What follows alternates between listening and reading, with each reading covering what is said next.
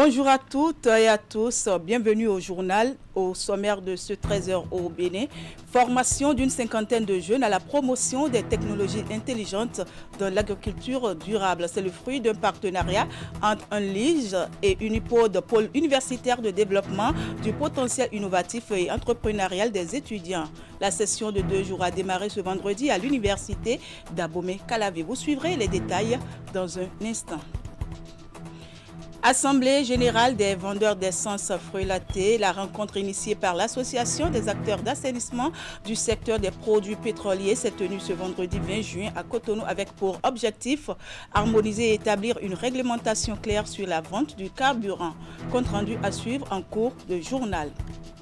Et puis nous parlerons en fin d'édition de cette formation de 100 jeunes filles à la cybersécurité initiée par l'Agence des systèmes d'information et du numérique ASIN, dont l'étape de l'Atlantique et du littoral a été clôturée lundi dernier. La formation prend en compte les filles des départements de l'Atlantique, du littoral, de l'Atakora, des collines et du plateau.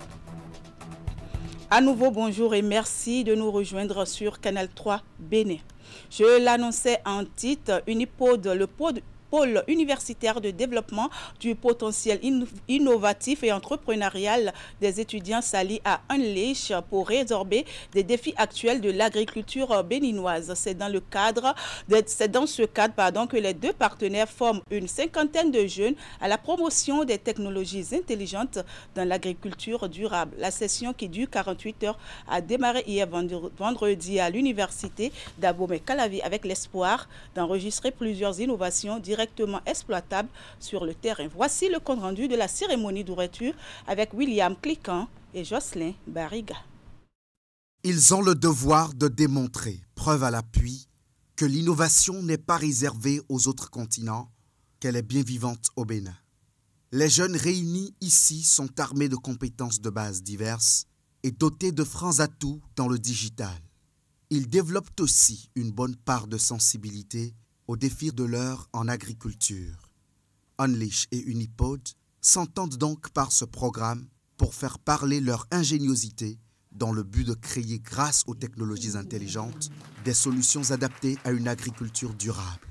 L'agriculture, pilier de notre économie, a besoin d'idées neuves, de solutions locales, de technologies nouvelles et de talents audacieux pour se réinventer face au changement climatique. Ce hackathon fait partie des activités clés par lesquelles l'Unipod Bénin compte contribuer à la mise en place et à la promotion de solutions adaptées aux réalités locales. Ce hackathon permettra, j'en suis convaincu, de faire émerger des solutions technologiques pertinentes pour améliorer la productivité, renforcer la résilience des exploitations et optimiser la gestion des ressources naturelles dans notre pôle de développement agricole. Ce sont des solutions appropriées aux petits exploitants agricoles, notamment en zone rurale qui sont essentiellement attendues du UNLIGE AC Unipod Bénin. Les 2 jours de travaux permettent aux experts et facilitateurs d'aborder la réalité de la sécurité alimentaire à l'ère de l'agriculture intelligente. Les participants vont aussi à l'école des systèmes agroalimentaires durables. En raison des défis liés au changement climatique, la gestion des risques et catastrophes trouve également sa place dans le catalogue de formation. Je voudrais, au nom de Madame la Ministre, féliciter les organisateurs pour cette belle initiative qui réunit développeurs, créateurs et passionnés des technologies.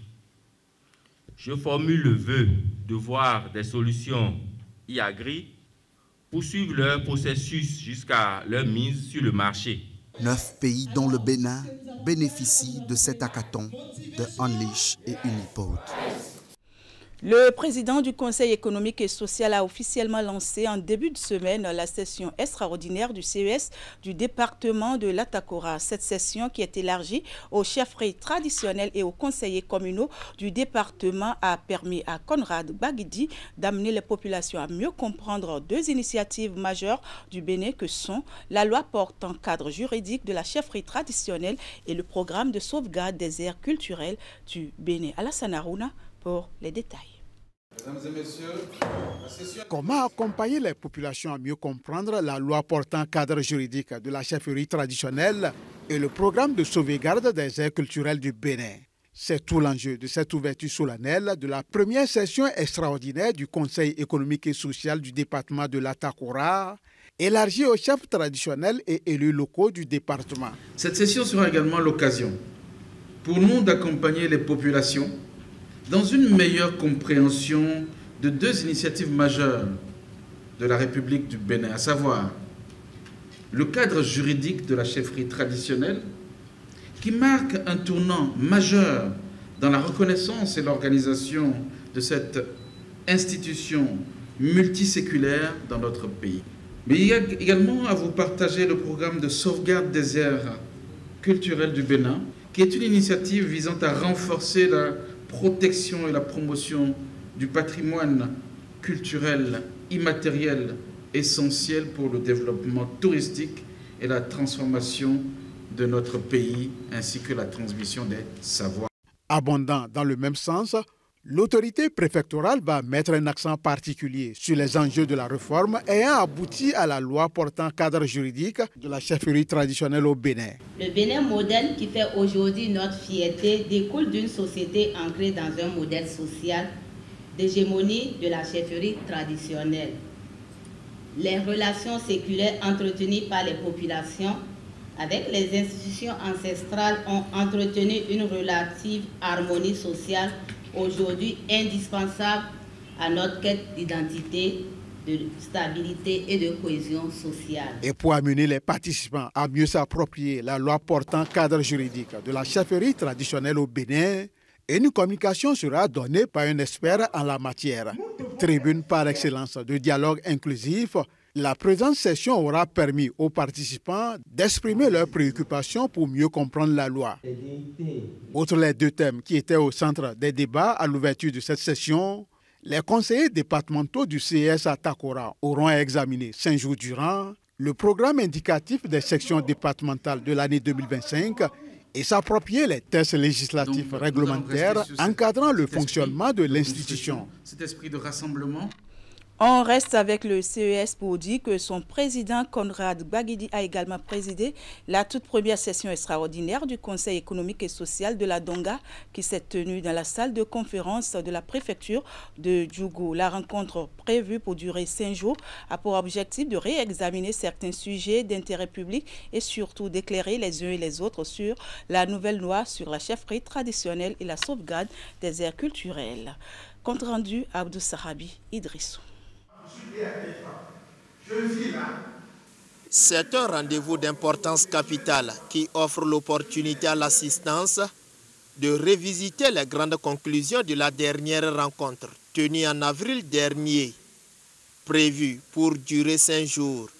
Cette première session extraordinaire du Conseil économique et social de la Donga est l'occasion privilégiée de remettre sur table plusieurs thématiques, notamment celles liées au conflit entre agriculteurs et éleveurs, la transhumance, l'emploi des jeunes et l'émigration.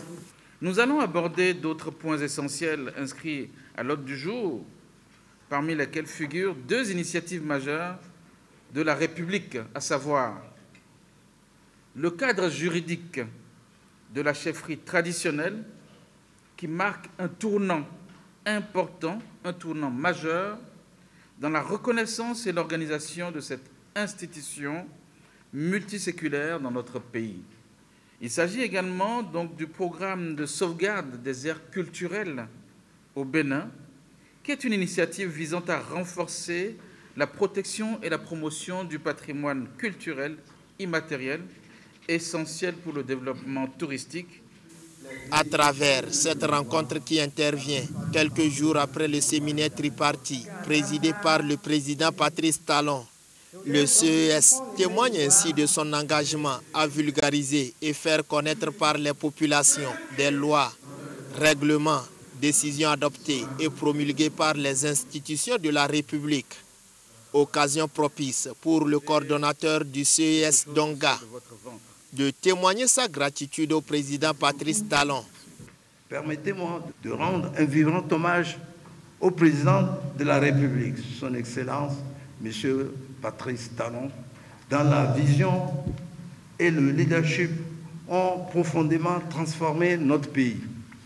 Les échanges engagés sont édifiants et constructifs.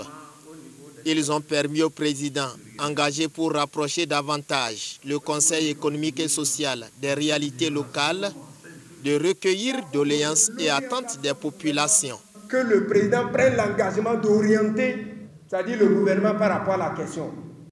Dans l'actualité également, l'Assemblée générale des vendeurs d'essence fruits a eu lieu ce vendredi 20 juin au stade général Mathieu Kérékou de Cotonou. La rencontre est initiée par l'Association des acteurs d'assainissement du secteur des produits pétroliers et vise à harmoniser les points de vue en vue d'établir une réglementation claire sur la vente du carburant dans les différentes villes du Bénin. Les détails dans ce reportage de Florence Bossa et Simon Hollon. C'est un moment crucial pour ces acteurs du secteur informel des produits pétroliers au Bénin. Des vendeurs et vendeuses de carburant discutent de la mise en place d'une grille tarifaire commune et de mécanismes de contrôle pour éviter les spéculations abusives sur le prix de l'essence fruitée au Bénin. Désormais, partout au Bénin, un litre d'essence fruitée doit être vendu à 600 francs CFA. Ce que nous faisons aujourd'hui est un pas vers l'avenir, mais aussi un adieu à des pratiques devenues inadaptées. Nous tournons une page, non pas pour renier ce que nous avons été, mais pour bâtir avec lucidité ce que nous voulons devenir. Le secteur informel de la distribution des produits pétroliers, que l'on désigne communément sous l'appellation essence payeur, a longtemps été une solution de subsistance pour de nombreux compatriotes. Les autorités présentes à cette assemblée générale promettent encadrer davantage ce sous-secteur tout en tenant compte des contraintes liées à ce métier. Au cours de la rencontre, un bureau a été mis en place par la nouvelle association des acteurs d'assainissement du secteur des produits pétroliers. Nous aurons accompli de grandes choses ensemble au cours de notre mandat. Votre engagement, votre enthousiasme et votre solidarité seront la force vive de notre association.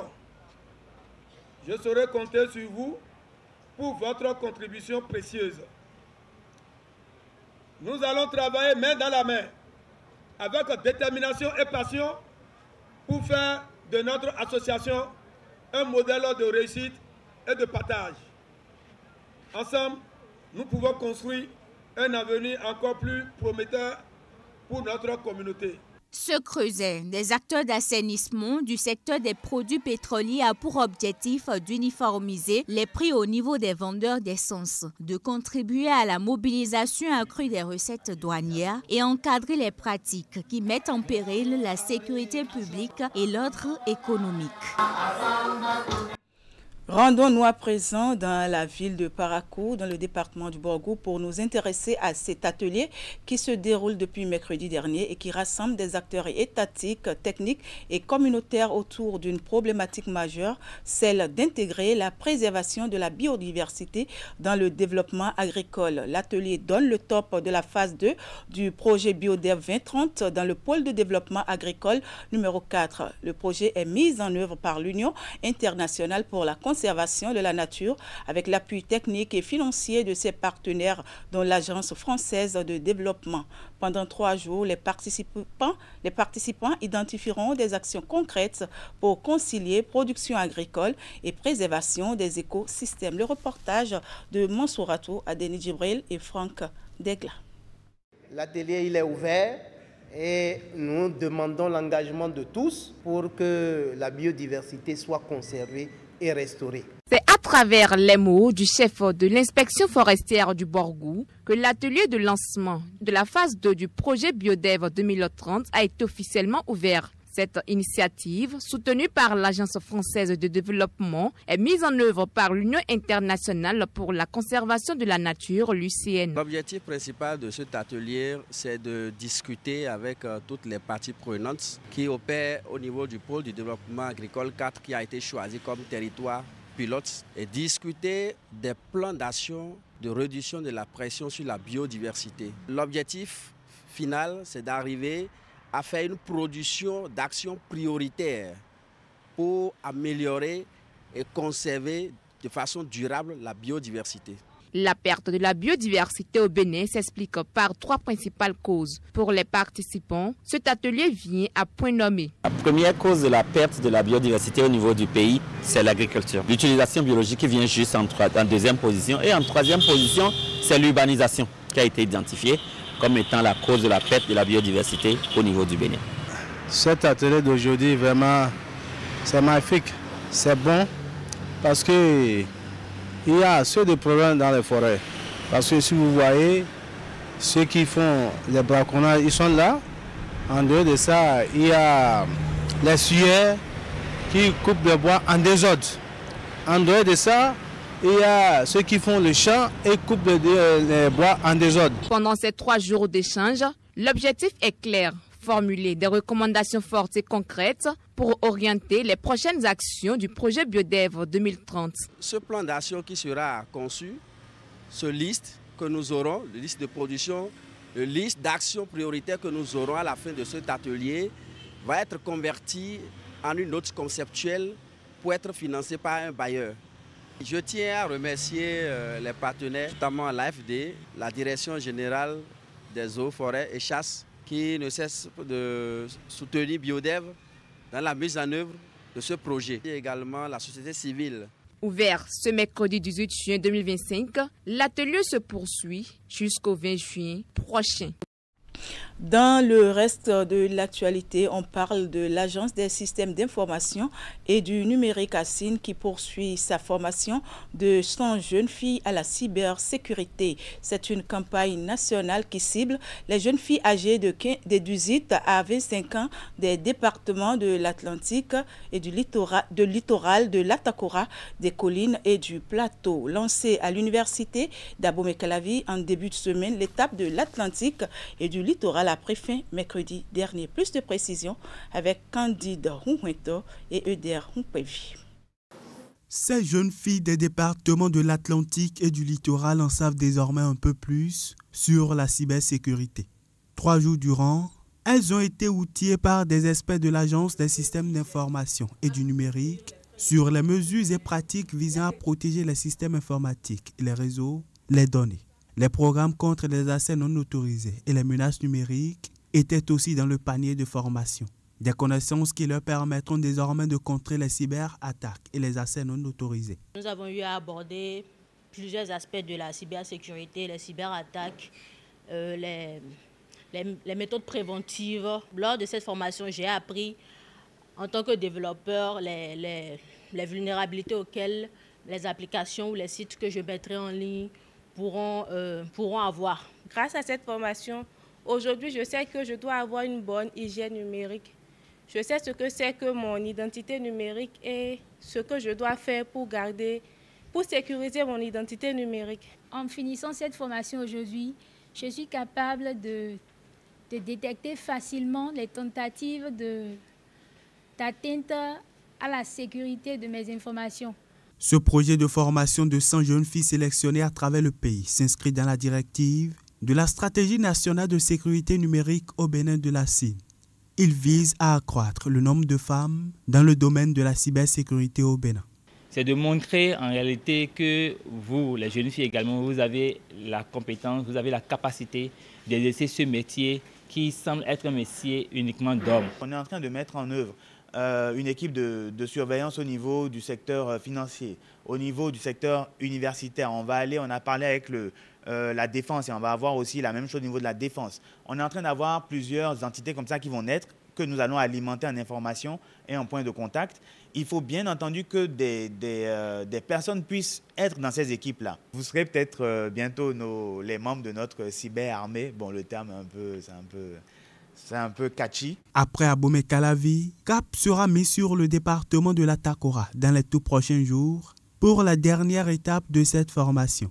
Au thème, 40 bourses de formation en cybersécurité à l'école des métiers du numérique seront offertes aux participantes qui se seront les mieux illustrées dans les 5 départements.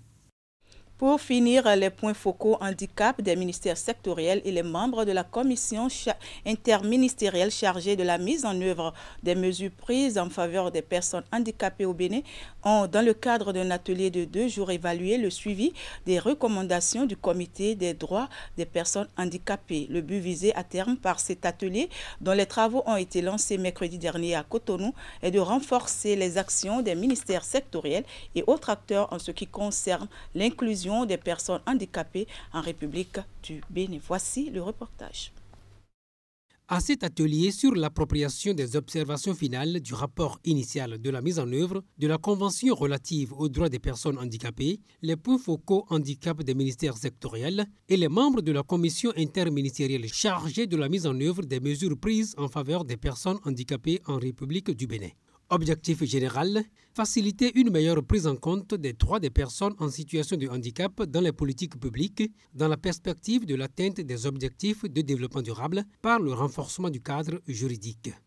Cet atelier est une initiative de la Fédération des associations des personnes handicapées du Bénin et du ministère des Affaires sociales, appuyé techniquement et financièrement par l'ONG internationale Sightsavers. L'intérêt particulier de Sightsavers est lié étroitement à notre vision, promouvoir l'égalité des chances. Et lorsque vous pensez promouvoir l'égalité des chances, il faut vous assurer d'abord qu'il y a un cadre juridique en place. La CDPH fait partie de nos priorités parce que nous travaillons avec la Fédération des personnes handicapées du Bénin pour monitorer la mise en œuvre, l'engagement de nos partenaires pour l'inclusion sociale dans la communauté, dans notre pays. Parce que certaines observations sont transversales et de ce fait, il est important d'associer les acteurs qui sont au cœur de chaque secteur afin de trouver des activités qu'ils pourraient mettre en œuvre pour que